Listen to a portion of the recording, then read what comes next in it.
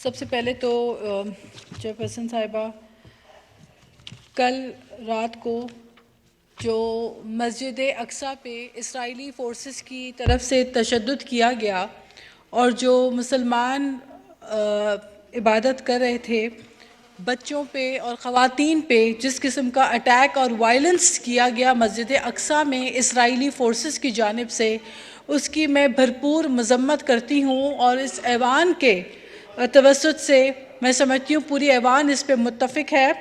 اور ہمارے foreign minister نے بھی اس کی پرزور مذمت کی ہے، کیونکہ پوری دنیا بھر میں مسلمانوں کی دل آزاری ہوئی ہے، ہمیں تکلیف پہنچی ہے اس چیز سے، اور آج وقت ہے کہ ہم سوال اٹھائیں کہ where are the human rights champions in the world؟ ورنہ تو ہر چھوٹی بات پہ champions of democracy, champions of human rights اور سارے آ جاتے ہیں، لیکن جب بات مسلمانوں کی ہوتی ہے تو میں یہ کہنا چاہتی ہوں کہ مسلم لائیوز میٹر۔ اور اس قسم کی جو کل جو تشددانہ رویہ ہوا ہے، اس کے اوپر ہم بھی جو ہے سمجھتے ہیں کہ عالمی دنیا کو، پوری دنیا کو اپنی سائلنس جو ہے اس کو توڑنا پڑے گا، چپ کو اور خاموشی کو توڑنا پڑے گا، اور مسجد اقصیٰ میں جو مسلمانوں کا ایک قتل عام ہوا، جو تشدد ہوا، جو وائلنس ہوا، اس کے خلاف ایکشن کا ٹائم ہے۔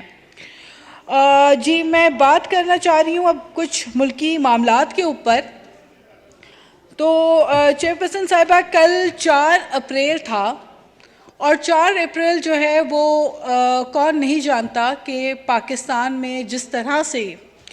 ایک عدالتی قتل ہوا اور شہید ذوالفقار علی بھٹو کو جس طریقے سے جمہوریت کے چیمپئن جنہیں کہا جاتا ہے، جنہیں قائد عوام کہا جاتا ہے، جن کی وجہ سے پاکستان میں یہ جو متفقہ آئین 1973 کا کانسٹیٹیوشن آیا، اور وہ کانسٹیٹیوشن جو ہے اس کو 50 سال مکمل ہو رہے ہیں، یہ بات اس چیز کی عکاسی کرتی ہے کہ شہید ذوالفقار علی بھٹو کی کیا قربانیاں ہیں، کیا کنٹریبیوشنز ہیں، اور ایسے پائے کے لیڈر کو جنہیں دنیا آج تک نام یاد رکھتی ہے، اور پوری دنیا میں جن کا نام ہے شہید ذوالفقار علی بھٹو کا، جنہوں نے اسلامی امہ کو ایک کر کے تمام ممالک کی سربراہی کانفرنس جو ہے انہوں نے کی، ان کے ساتھ جو ناانصافی ہوئی ہے، وہ ناانصافی کسی اور نے نہیں کی، وہ ناانصافی ہماری انصاف دینے والے اداروں کی طرف سے ہوئی، اور اسے عدالتی قتل کہا۔ یہ میں نے نہیں کہا، یہ ان ججز کی زبانی ہے جن ججز نے اعتراف کیا کہ انہوں نے انڈر انفلوئنس آ کے شہید ذوالفقار علی بھٹو کو اس قوم سے چھینا، لیکن وہ یہ بھول گئے تھے کہ ذوالفقار علی بھٹو آج بھی زندہ ہیں، وہ اس ایوان میں زندہ ہیں۔ جب تک یہ ایوان پاکستان کا چلتا رہے گا، پاکستان قائم و دائم رہے گا، شہید ذوالفقار علی بھٹو کا نام زندہ رہے گا۔ اور پھر 12 سال سے جو ریفرنس، صدارتی ریفرنس ہے، شہید ذوالفقار علی بھٹو کے انصاف کے متلاشی 3 نسلوں سے بھٹو خاندان انصاف کے لیے دروازے کھٹکھٹا رہا ہے، لیکن ہمیں انصاف نہیں مل رہا۔ چیئرپرسن صاحبہ، ہمیں بھی انصاف چاہیے، ہم بھی چاہتے ہیں ہمارے لیے عدالتیں کھلیں، ہم بھی چاہتے ہیں کہ سو موٹو لیے جائیں، ہم بھی چاہتے ہیں کہ صحیح معاملوں کے اوپر فیصلے لیے جائیں، ہم بھی چاہتے ہیں کہ ہمیں انصاف ملے۔ اسپیکر صاحبہ، 12 سال سے جو جوڈیشل ریفرنس ہے، میں سمجھتی ہوں اس کو فوری طور پہ اس کی ہیئرنگز ہونی چاہیے اور ہمیں انصاف ملنا چاہیے۔ جنہوں نے ظلم کیا ان کے تو نام اور نشان بھی مٹ گئے، ان کو تو کوئی یاد بھی نہیں کرتا، وہ تاریخ میں ان کے چہروں پہ تو تاریخ نہیں سیاہی جو ہے وہ مل لی، جنہوں نے شہید ذوالفقار علی بھٹو کے ساتھ ناانصافی کی، لیکن بابا جمہوریت، قائد عوام دلوں میں آج بھی دھڑکتے ہیں۔ محترمہ چیئرپرسن صاحبہ، بات ہو رہی ہے، کافی سارے ہمارے آنریبل ممبرز نے بھی بات کی ہے الیکشنز کے اوپر اور جو حالیہ فیصلہ آیا ہے اس کے اوپر۔ دیکھیں، ہم عدالتوں کا احترام کرتے ہیں، ہم تو شہید محترمہ بے نظیر بھٹو کے جو ہے پارٹی کے ورکرز ہیں، ہماری تو شہید بیوی کہہ گئی تھی کہ ہم نے عدالتوں کا احترام کل بھی کیا، آج بھی کیا اور آئندہ بھی کریں گے، اور یہ ریکارڈنگ میں موجود ہے بی بی شہید کی باتیں کہ انہوں نے کس قدر ہمیشہ احترام کیا اداروں کا اور پاسداری کی۔ لیکن ہم تو صرف یہ گزارش کر رہے تھے ایک لارجر بینچ کی، جو کہ ہمارا حق ہے۔ یہی فیصلہ اگر لارجر بینچ کی طرف سے آتا تو پوری پارلیمان اس کو مانتی، ہر فرد اس کو مانتا۔ بالکل اسی طرح سے کہ اس پارلیمنٹ میں بھی بیٹھے ہوئے اگر 3 لوگ ایک سائڈ پر بیٹھ کر ایک فیصلہ کر لیں تو وہ اقلیتی فیصلہ قرار دیا جائے گا، اکثریتی فیصلہ قرار نہیں دیا جائے گا۔ اور فیصلے جب اکثریت سے آتے ہیں تو ان میں طاقت ہوتی ہے، اور ان کو ماننا، ان کا احترام کرنا سب کی ذمہ داری ہوتی ہے، آئینی ذمہ داری ہوتی ہے۔ اور یہ پارلیمنٹ ہے،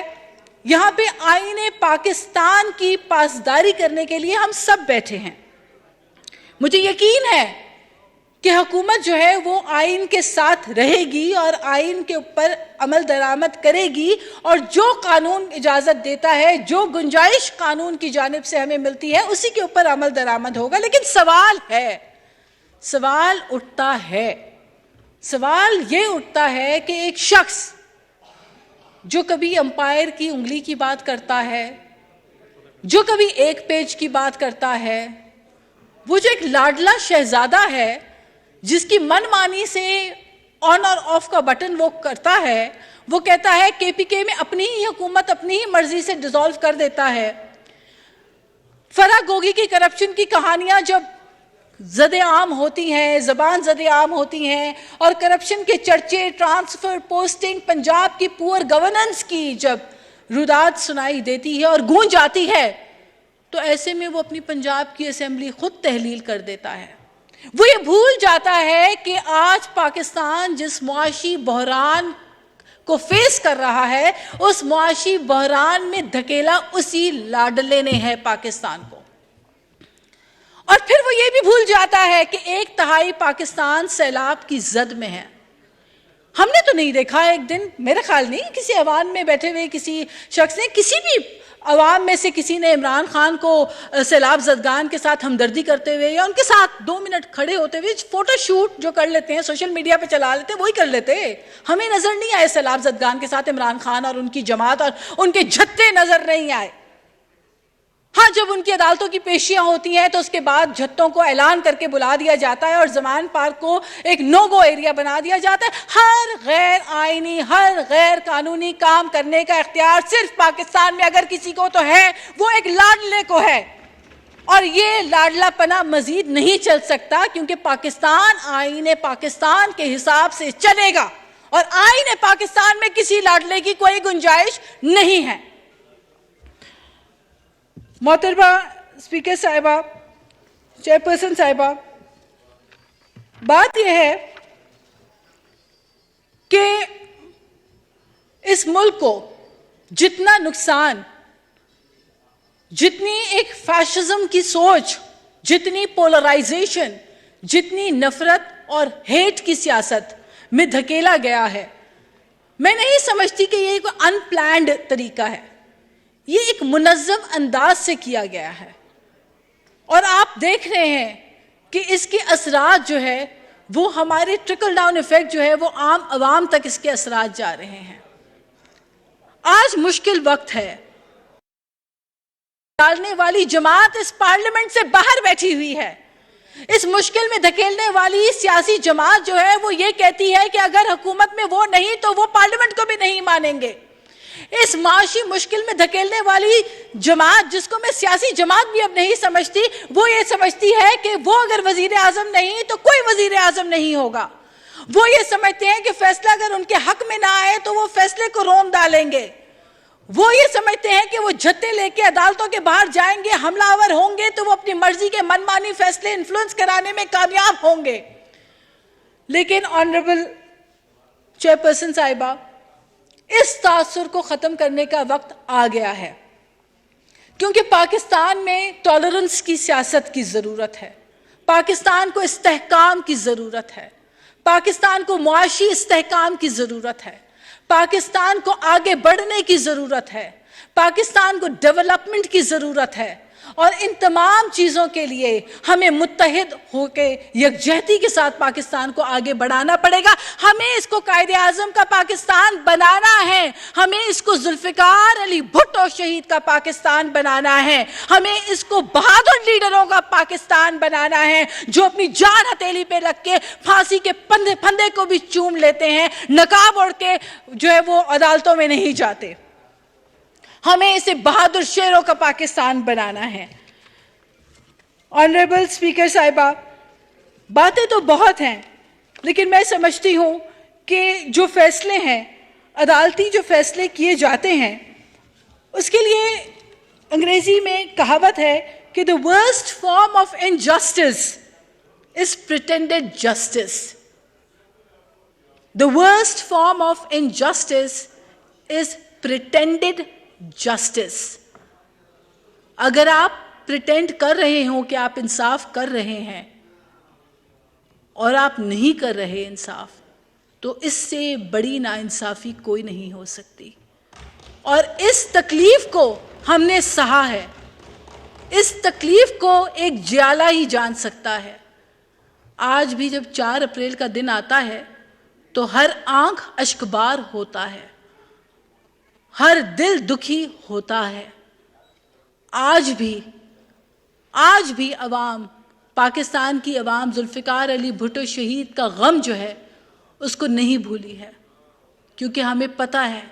کہ تب بھی پریٹینڈ کیا گیا تھا جسٹس ہوا نہیں تھا۔ And that is the worst form of injustice that we have faced. اس لیے میں اپنی بات کو سمیٹتے ہوئے دوبارہ یہی کہوں گی کہ یہ پارلیمان ہے، اور پارلیمنٹ کو ہم سپریم اسی لیے کہتے ہیں کہ یہ عوام کی ترجمانی کرنے والے ممبران پہ مشتمل وہ فورم ہے جہاں پہ عوام کے حقوق کی ترجمانی بھی کی جاتی ہے، عوام کے لیے قوانین بھی بنائے جاتے ہیں، قانون سازی کی جاتی ہے، اور ان پہ عمل درآمد کرانا بھی اسی پارلیمان کی ذمہ داری ہے۔ الیکشن کمیشن آف پاکستان کو امپاور کرنا بھی ہماری ذمہ داری ہے۔ یہ کیسے ممکن ہے کہ ایک صوبے میں الیکشنز جو ہے وہ پہلے کرا دیے جائیں کیونکہ لاڈلے کی فرمائش ہے، اور پھر اس کے بعد جب لاڈلے ہار جائیں گے تو پھر لاڈلا رونا روئیں گے، پھر وہ ڈی چوک ان کو یاد آئے گا، پھر وہ کہیں گے میرے ساتھ دھاندلی ہو گئی کیونکہ وفاقی حکومت میری نہیں تھی، لہٰذا میرے ساتھ تو ناانصافی ہو گئی ہے۔ تو ہم چاہتے ہیں کہ انصاف کے تقاضے پورے ہوں، ہم چاہتے ہیں کہ اس ایوان میں اب یہ رونا نہ ہو کہ ہر الیکشنز کے بعد جو ساری سیاسی جماعتیں کہتی ہیں کہ دھاندلی ہوئی، اب یہ دھاندلی کا رونا نہ ہو۔ ہم چاہتے ہیں کہ فیئر اور ٹرانسپیرنٹ الیکشنز ہوں، اس کے لیے ہم سب کو مل کر سوچنا پڑے گا، اور اب ہم سب کو مل کر ایک پیج پہ ہو کے سوچنا پڑے گا کہ پاکستان میں الیکشنز کس انداز سے ہونے چاہیے۔ یہ اس پارلیمنٹ کو فیصلہ کرنا پڑے گا۔ کیا ہم اس چیز کے متحمل ہیں؟ کیا پاکستان کی جو ایک مشکل صورتحال میں ڈوبی ہوئی معیشت جو پی ٹی آئی چھوڑ کے گئی ہے، کیا وہ اس چیز کی اجازت دیتا ہے کہ فرمائشی پروگرام چلائے جائیں؟ جب جی چاہے ان کا یہ کہیں کہ جی ہمیں پنجاب میں الیکشن کرا دو، ہمیں کے پی کے میں الیکشن کرا دو، آج ہمیں وہاں الیکشن کرا دو، یہ کھیل تماشا لگا کے رکھا ہوا ہے۔ میں سمجھتی ہوں کہ یہ اس قسم کی چیزوں سے باز آنا چاہیے، اور اگر کوئی سیاسی جماعت کے لیبل میں اس قسم کی چیزیں کرتا ہے تو میرا خیال ہے پاکستان میں مثالیں موجود ہیں۔ کسی کو آئین پاکستان کے ساتھ کھیلنے کی اجازت نہیں دے سکتے، کسی کو ملک کی معیشت کے ساتھ کھیلنے کی اجازت نہیں دی جا سکتی، اور پاکستان میں ایکوالٹی اور جسٹس کی جو بات ہوتی ہے تو انصاف کے جو پلے ہیں وہ برابر ہونے چاہیے، اور وہ صرف الفاظ کی حد تک نہیں، وہ عمل درآمد کی حد تک ہونے چاہیے۔ تو میں دوبارہ اپنی بات کو مکمل کرتے ہوئے پھر میں اسی بات کے اوپر آؤں گی کہ as a parliamentarian, as a Pakistani citizen, اور پھر ایک جالے کی حیثیت سے میں دوبارہ سمجھتی ہوں کہ اس ایوان کی آواز گونجتی ہے اور مجھے یقین ہے اس بات کے اوپر اس ایوان کی آواز گونجتی ہے. اس ایوان کو شہید ذوالفقار علی بھٹو نے اتنا طاقتور بنایا ہے کہ اس ایوان کی آواز دنیا بھر میں گونجتی ہے. اور میں اسی ایوان میں کھڑے ہو کے دوبارہ درخواست کر رہی ہوں, گزارش کر رہی ہوں, اور یہ میرا حق ہے کہ شہید ذوالفقار علی بھٹو کے عدالتی قتل کا ریفرنس سنا جائے اور اس میں مزید التوا نہ کیا جائے. اس سے زیادہ اہم معاملہ ہمارے لیے اس وقت کوئی نہیں ہو سکتا. شکریہ.